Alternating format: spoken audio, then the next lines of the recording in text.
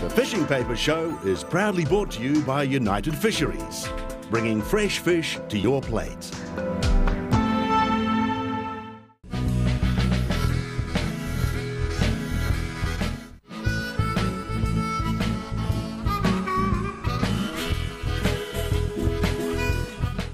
Here we are at the end of the first series, so let's recap a few things we've looked at and see how it all comes together.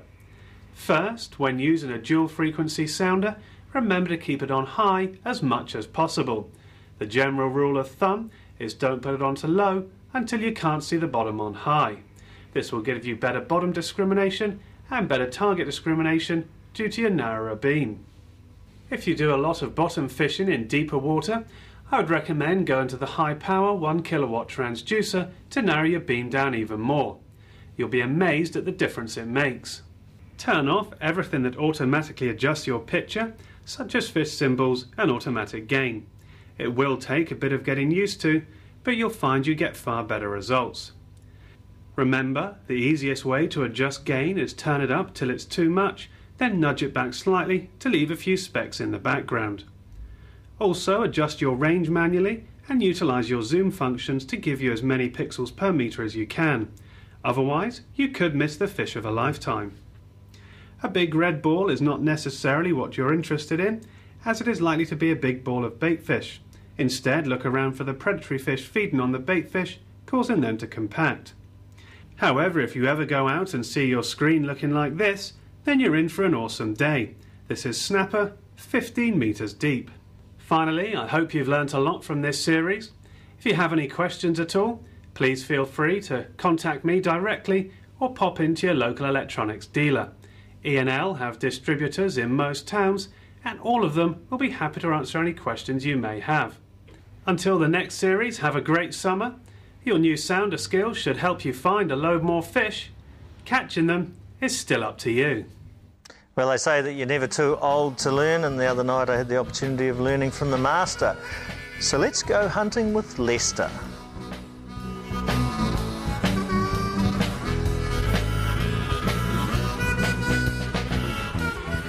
Lester Higgins of Nelson is a dyed-in-the-wool hunter and can't remember a time when he didn't take to the hills with a rifle in tow. I'm hunting on my brother's property in the back country of Nelson, and he conserves a few deer on the property, and we only hunt for the freezer.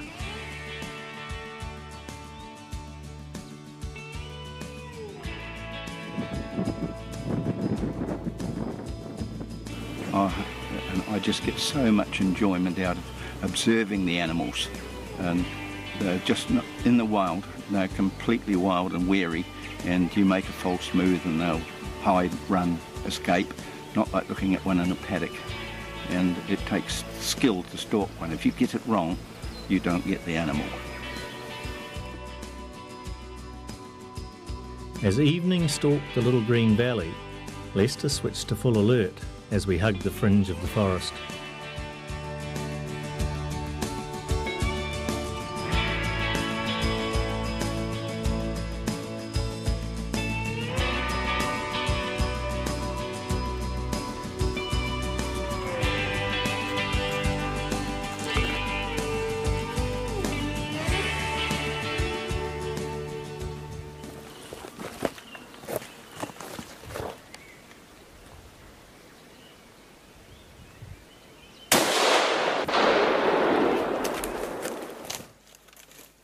When it comes to shooting, Lester may be an old hand, but it's a steady hand, and one shot is all it takes.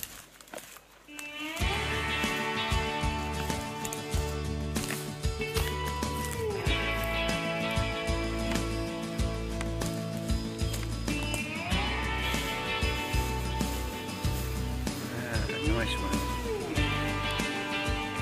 Coming through the bush. I don't often do it, but I knew that I could surprise a deer, possibly at short range. So I chambered the cartridge and left the bolt open so that it was ready to go with no noise. And this one showed out on the grass while I was walking around the forest track. About 100 metres off it was. I had no chance of a rest or anything. It's just an offhand shot that I've done plenty of. And just took an aim at the point of its shoulder and held steady and squeezed. Down it went and broke its spine and damaged very little meat. I'm a strong believer in low paired scopes. I shot this deer on 2.5 pair. It's a very pair. It doesn't go above 5, and I set it on 2.5 for 90% of my shooting. Very seldom up to 4, and never to 5. And then if the animal's moving, you've got a wide field of view and you can pick up the animal quickly and just follow it almost like shotgunning. I hand load my cartridges, and I never load them to the maximum velocity, about 100 feet less than the book recommends, but I use these ballistic tip bullets made by Nosler, and they're very quick expanding, and when they strike they open up and the animal will just go down. And I've shot big animals, heavy animals, even wild cattle, and they all go down. Yeah, and I'm now 73. You can see if grey makes wisdom, well, I must have accumulated some, and you don't get buck fever. And along with some of Lester's wisdom, I was happy to have accumulated some tender venison for the freezer. I tell you what, that man deserves a beer. Now, coming up after the break, I have a magic little recipe that I think you're going to enjoy. Stay tuned.